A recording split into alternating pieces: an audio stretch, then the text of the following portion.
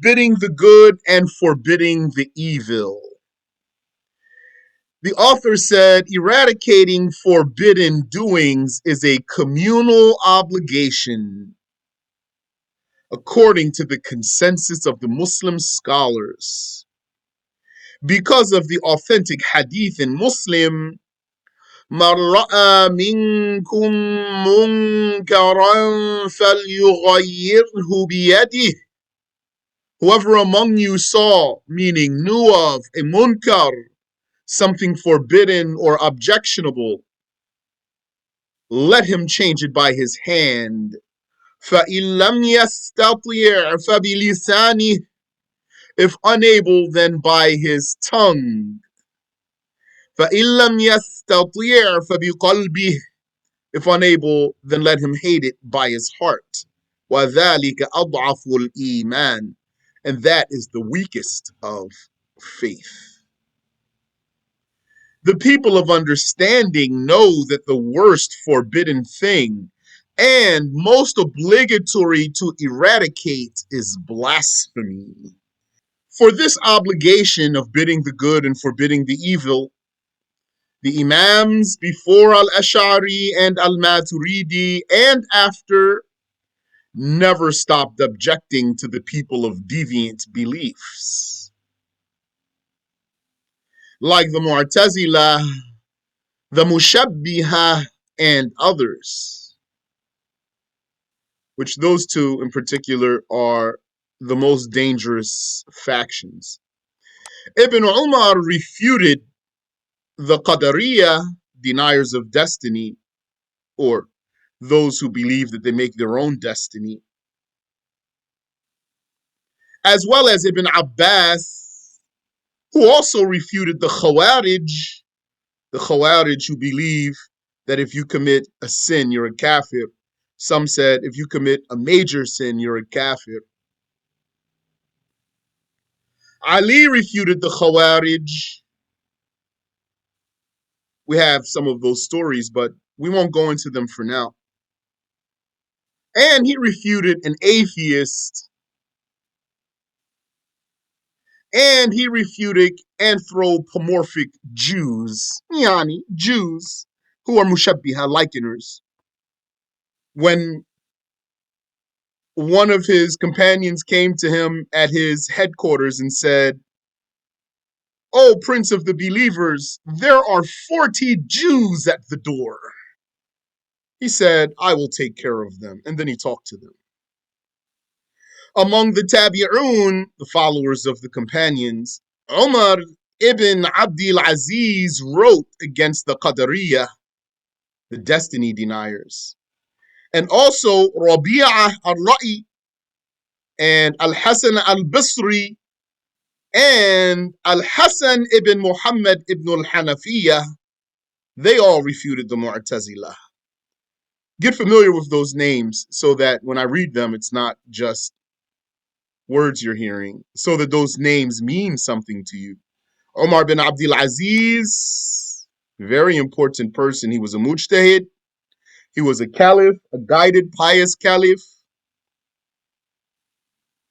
Al-Hasan al-Basri, one of the best tabi'un and amongst the highest of their scholars, and other people here.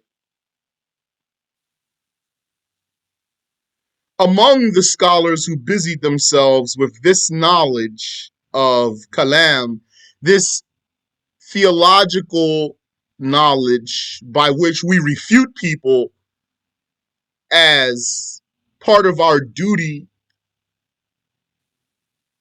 of bidding the good and forbidding the evil, among the scholars who busied themselves with this knowledge was Ash-Shafi'i and Al-Awza'i. And we have stories for all of them. No one would be doing all of what Allah ordered of him while refraining from forbidding others from the evil beliefs and other prohibited matters. So we as Muslims, we cannot take the position of just being silent, not getting involved, and things like that. As you know, When something is wrong, haram, and you're able to stop it, like we already said, then you need to stop it. Say something, say, hey, cut that out, stop that. We don't do that, and like that. And if you can physically stop it, then you stop it. You take charge, you take authority, and you stop it. No one would be doing all of what Allah ordered of him while refraining from forbidding others from the evil beliefs and other prohibited matters. This is why, in the beginning of the 4th Hijri century, when a group of heretics appeared in an area of Naysabur and became strong, because sometimes the deviant people become strong at certain time or certain area. So, in the beginning of the 4th Hijri century, when a group of heretics appeared in the area of Naysabur and became strong, resulting in some Sunni scholars fleeing to the mountains, some of the precise scholars of Ahlul Sunnah stood against this flight. They stood against the other scholars running away. Among them was Abu Ishaq al-Isfarayini. He rebuked those Sunnis who fled, the scholars that is, in particular, because who's going to defend the religion? The people who have the proofs need to defend the religion. He rebuked those Sunnis who fled, calling them grass eaters who left the religion of Muhammad to be a plaything for the wolves. He called them grass eaters because they sufficed with running away to eat, to live in the wilderness and eat whatever they could find, instead of standing firm to defend Islam. Let there be warning against saying something like, everyone has his own religion. Allah enables him. Let there be warning from saying something like that. Something that has that meaning or give the impression that Allah supports blasphemy, that Allah accepts blasphemy. Some misinterpreted the verse, يا أيها الذين آمنوا عليكم أنفسكم لا يضركم من ضل إذا اهتديتم. O those who believed, adhere to fixing yourselves.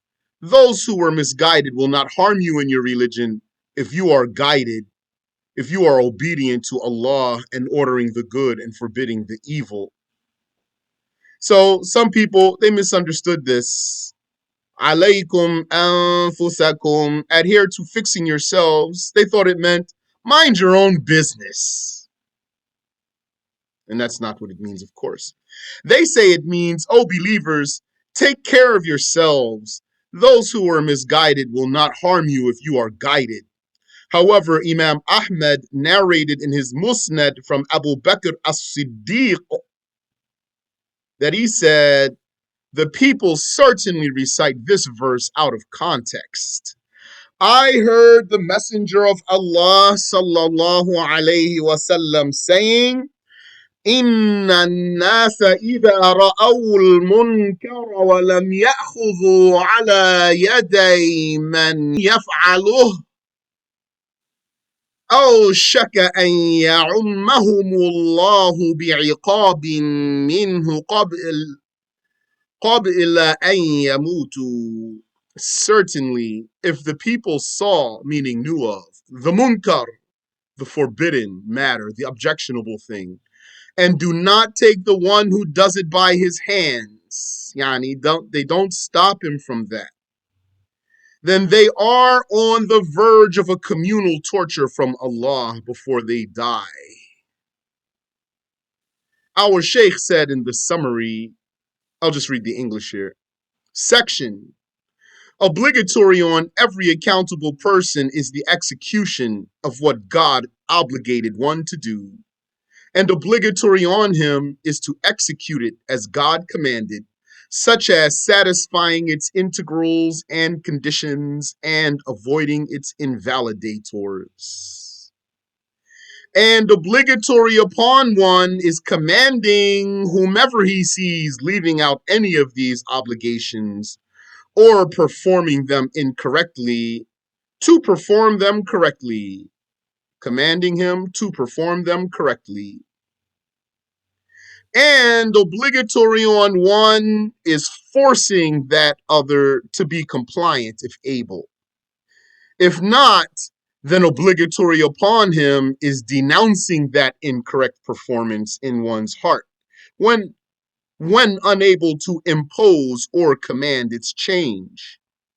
And that is the least of faith, meaning the least required if one were unable to change the unlawful by hand or by tongue. And obligatory is the abandonment of all unlawful matters.